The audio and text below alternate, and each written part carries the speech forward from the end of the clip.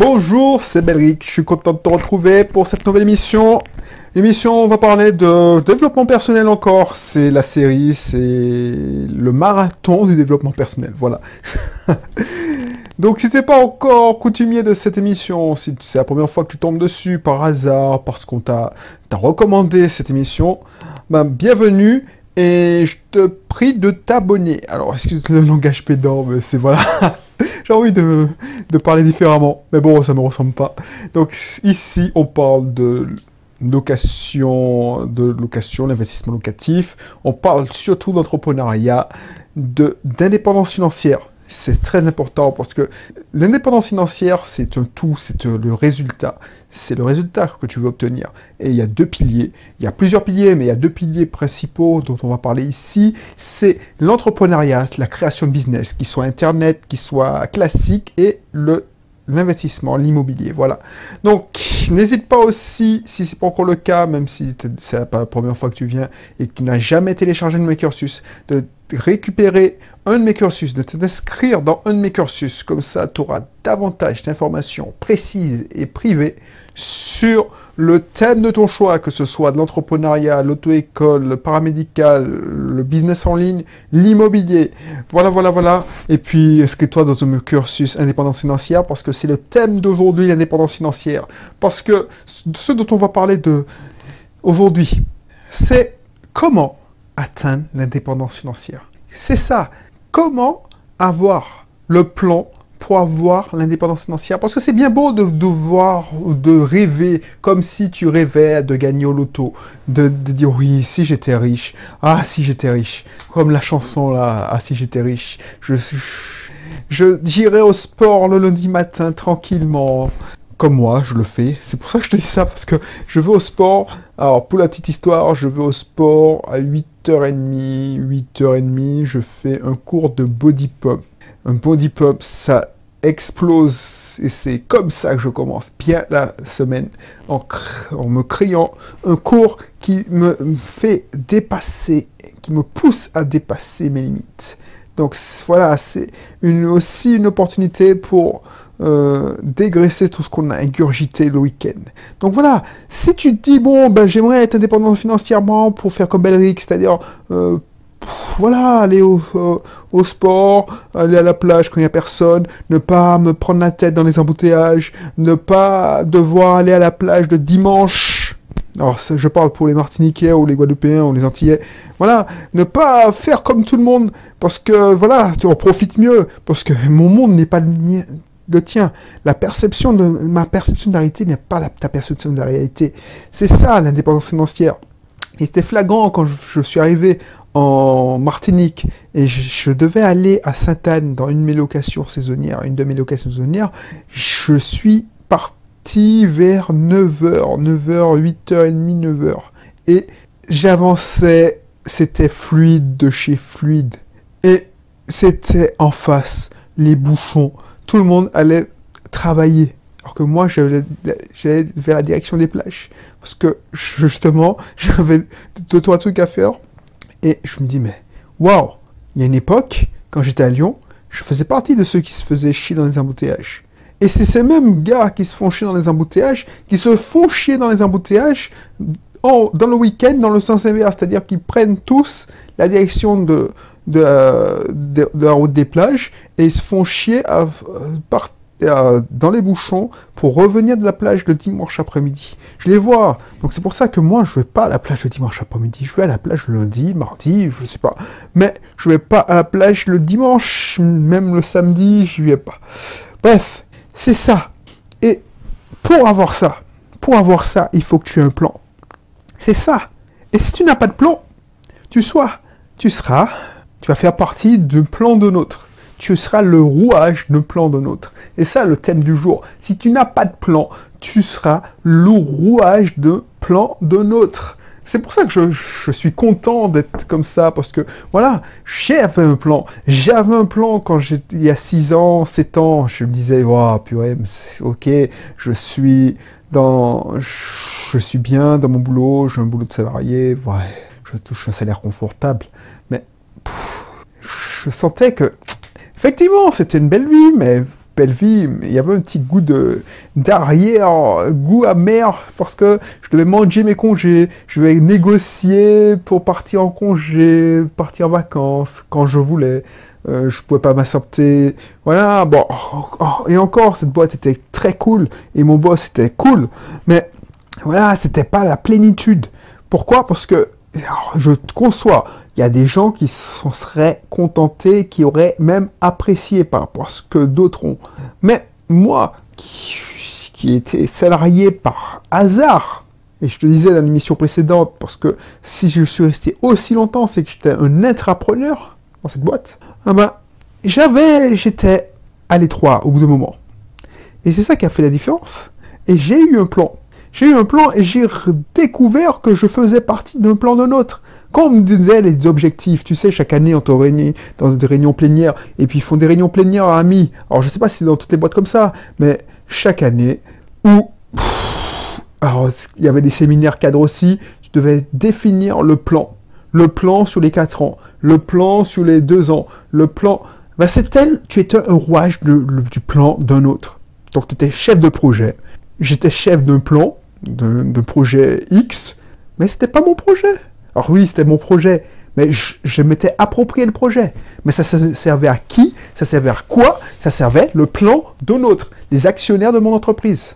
Alors je le vivais bien, t'inquiète, et je crache pas dans la soupe, parce que c'est quand tu as un plan, tu utilises ton temps, puisque tu vends ton temps pour de l'argent, tu utilises le temps pour créer ton propre plan, pour financer ton propre plan. Il n'y a pas de mal à travailler. Je te dis pas, ouais, non, abandonne tout, sois un entrepreneur, vie d'amour et d'eau fraîche. Non, non, je veux pas te dire ça. C'est totalement con. Alors je sais que tu dois suivre des gars qui te font rêver, ils sont en Asie, tout ça, ils n'ont jamais travaillé, blabla. Ok, mais la majorité des gens, moi, par exemple, j'adorais mon boulot. Donc, il n'y a pas de mal. Sauf que au bout d'un moment, quand il arrive là, quand tu atteins ton âge d'or, c'est-à-dire 27, 28, 29, 30, allez, jusqu'à 33 ans, 34 ans, tu es à l'âge d'or. C'est-à-dire que tu es bankable, c'est-à-dire qu'il n'y a pas mieux. Tu ne coûtes pas trop cher et tu es hyper productif. Eh ben, quand tu dépasses cet âge d'or, tu deviens en phase décroissante. Sauf si tu... Alors, il y a toujours des exceptions, mais voilà. À ce moment-là, tu te raccroches à ton boulot. Et tu te rends compte que tu es sous la corde raide. Et c'est là que tu comprends qu'il faut que tu aies un plan. C'est pour ça qu'il y a beaucoup de trentenaires, 33, 34 qui me suivent. Parce que, voilà. Et toi, si tu es plus jeune, si j'avais cette connaissance, si j'avais cette perception, je savais que ça pouvait exister, j'aurais encore... mon plan serait beaucoup plus performant. Je casse pas dans la soupe. Donc, moi, ce que je te dis, c'est que il faut avoir un plan. Et ton plan, si tu veux pas quitter ton boulot, parce que franchement, tu t'épanouis bien dans ton boulot, il n'y a pas de raison. Il faut que tu aies un plan B déjà, pour assurer tes arrières. Donc, le meilleur plan B, c'est d'avoir un bien immobilier. Tu fais de l'investissement locatif, tu achètes un studio, 2, 3, pourquoi pas un immeuble? Ça te fait un plan B, ça te fait des revenus complémentaires. Alors, il y a des gens qui disent « je prépare ma retraite », mais pour moi, c'est pas ça qu'il faut. Quand tu dis que je prépare ma retraite, ben non, c'est loin pour toi ta retraite. Donc, tu procrastines, tu remets à plus tard. Non, si tu investis, c'est pour avoir des revenus complémentaires dans 6 mois. Même si c'est 50 € parce que tu n'as pas fait l'effort d'investir dans une formation, par exemple la mienne sur le Super Pack Imo. Alors, pour moi, 50 € de cash flow, c'est ridicule. Mais si tu fais l'effort, si tu fais l'effort et tu essaies de te former gratuitement, bah, tu vas atteindre 50 €, 50 €, 75 €, et tu seras content. Mais au moins, c'est toujours ça de prix. Mais il faut que tu aies un plan. Ne te laisse pas vivre. C'est ça que je veux pas.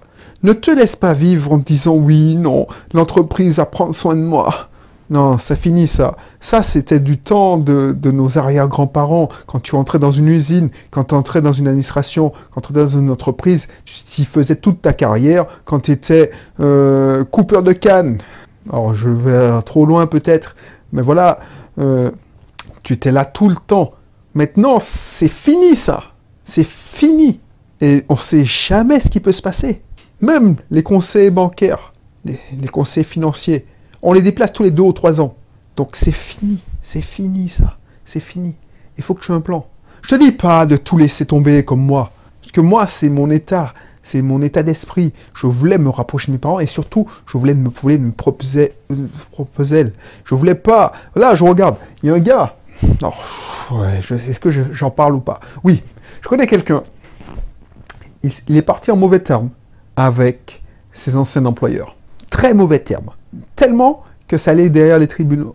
Parce qu'il avait signé une clause de non-concurrence et il allait fanfaronner dans un journal local pour montrer qu'il travaillait chez la concurrence. Donc voilà.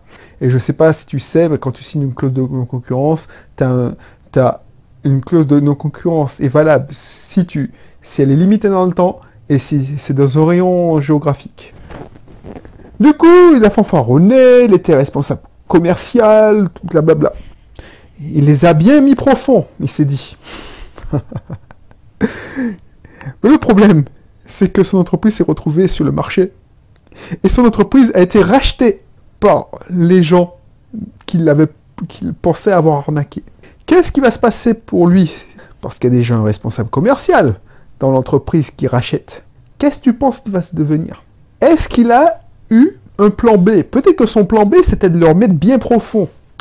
Mais j'espère qu'il s'est pas arrêté là. Excuse-moi d'être vulgaire, mais c'est pour te montrer. C'est pour te montrer l'importance d'avoir un plan B. Tu penses qu'il est serein? Alors même si tu vois ce que je veux dire. J'ai vu des gens se faire virer du jour au lendemain. Une connerie et leur vie a basculé. Je dis pas que ça fait pas chier quand tu as un plan B qui tourne en parallèle. Par exemple, moi, quand j'ai quitté ma boîte, moi, je m'étais mis dans la tête, un an avant, que, voilà, effectivement, ça me fait chier de me faire virer si je devais me faire virer, mais je le prendrais mieux que une collègue, j'ai vu se faire virer du jour au lendemain. Boum!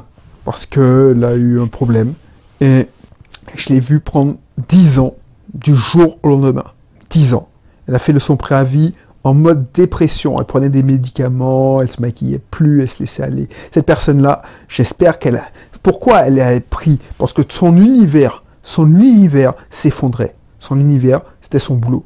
Alors qu'elle participait au plan d'un autre. Tu vois ce que je veux dire? J'espère que tu vois ce que je veux dire. Donc, quand tu penses à l'indépendance financière, la première chose à faire, c'est d'avoir un plan. Parce que si tu penses à l'indépendance financière, tu veux être indépendant financièrement, et que tu dis, bon, je veux être, et tu ne fais rien pour, et tu n'as pas de ton plan, tu vas continuer longtemps, je te le garantis, à servir le plan d'un autre. Un plan de quelqu'un qui n'a rien à foutre de toi. Par exemple, j'ai des actions d'entreprises que je connais même pas. Je m'en fous. Ce qui m'intéresse, c'est le rendement à la fin de l'année. Alors ça va te choquer, mais qu'on doit licencier 50 personnes pour augmenter mes revenus, je les connais pas. Donc ça me fait ni chaud ni froid. Tu vois, c'est hypocrite de dire oui, non, je suis empathique. Non. Je suis effectivement empathique. C'est la règle numéro 1. Mais quand on connaît pas la personne, on s'en fout. Je veux pas me mentir à moi-même. Et je veux pas que tu te mentes à toi-même. Tu dis oui, non. Ce qui t'intéresse quand tu investis en bourse ou quand tu investis, tu fais un investissement. Par exemple, c'est que ton investissement te rapporte. Quand tu vas dans des assurances-vie, parce que c'est un terme à la mode, et j'avais fait une émission, les assurances-vie, c'est pour les poussis. Alors, je sais qu'il y a des produits financiers, développement durable, blablabla. Mais tu sais très bien que ça, c'est une excuse pour que le rendement soit moins... Alors, ça n'engage que moi, mais que le rendement est légèrement plus bas, mais tu te donnes bonne conscience. Ok. Mais toi, la plupart des gens, moi, par exemple, c'est pour... Quand j'investis en assurance immobilier, en assurance vie, je m'en fous des employés qui font partie du portefeuille. Je ne sais même pas qu'il y a des employés. Parce que j'investis dans l'assurance vie, c'est des obligations, c'est des actions. Mais les actions, c'est des entreprises qui sont derrière.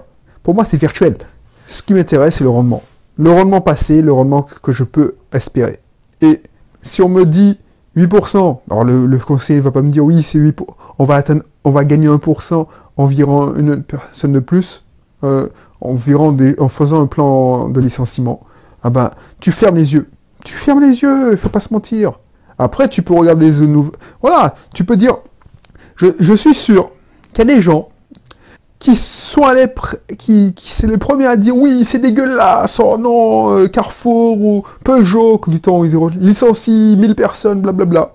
Ils sont prêts, ils sont écœurés, ils se déchirent la chemise, ils souffrent avec les personnes, justement. Et puis c'est les premiers qui se disent, mais putain, je vais quitter l'assurance vie d'un tel parce que là, ça ne rapporte pas assez. Hein, parce que je vais investir dans l'assurance qui fait 8%. Mais justement, l'assurance qui fait 8%, les actionnaires, ah ben voilà, ils veulent du rendement max. C'est ça le monde du capitalisme. Après, peux être réac, tu as un réac de gauche, tout ça. Oui, non, c'est des salopards, tout ce capitalisme. Mais j'espère que si tu es comme ça, tu n'écoutes pas, parce que franchement, on va pas s'entendre. Je suis désolé, c'est pas une émission pour toi. Je dis pas que je suis capitaliste à fond, mais je suis ultra-libéral, si on devait me donner une étiquette. Et encore, non, je suis Belric, c'est tout. C'est mon univers. Je suis Belric, c'est-à-dire que je pense souvent à ma gueule. Je ne vais pas porter la misère du monde. Parce que je remarque que les gens s'en foutent de ma gueule. C'est ça que je dis. Tu as beau être. Parce que moi, quand j'étais petit, j'étais vraiment empathique à fond. Et je suis toujours empathique. Mais je me suis construit une carapace pour que l'on ne puisse pas abuser de ça. Encore. Plus jamais. Donc du coup, si t'as pas de plan, qu'est-ce qui va se passer? Ben voilà. Tu vas arriver à la cinquantaine. C'est comme les ouvriers. Les ouvriers. Alors tu me dis, oh non, ils n'ont pas d'argent, les pauvres. Les ouvriers ils ont suivi le plan qu'on leur a donné. Tous les gens qu'on licencie, tous les gars de Carrefour, tous les gars de... tout ce qui se fait. Alors, ça fait longtemps que j'ai pas regardé les informations, mais il y a toujours un plan de licenciement économique. Ouais, c'est dégueulasse, j'ai travaillé pendant 30 ans dans cette entreprise, blablabla, blablabla, blablabla. Ok. Mais qu'est-ce qui se passe? T'as travaillé 30 ans et qu'est-ce que t'as fait à côté? Quel est ton plan, le plan B? Parce que là, tu te retrouves le bec dans l'eau. Heureusement que tu es en France, parce que tu auras des indemnités pendant 18 mois, 2 ans, 24 mois. Mais pour les plus chanceux, on leur propose une pré-retraite. Mais tu crois que ça... Tu te retrouves sans ressources dans 2 ans. Tu as un petit tac qui tourne dans ta tête. Si tu avais pris l'habitude d'avoir des plans, tu aurais pu trouver des ressources pour dire, ah ouais, ben j'ai un plan, je vais me bouger et je vais... Où c'était préparer le coup?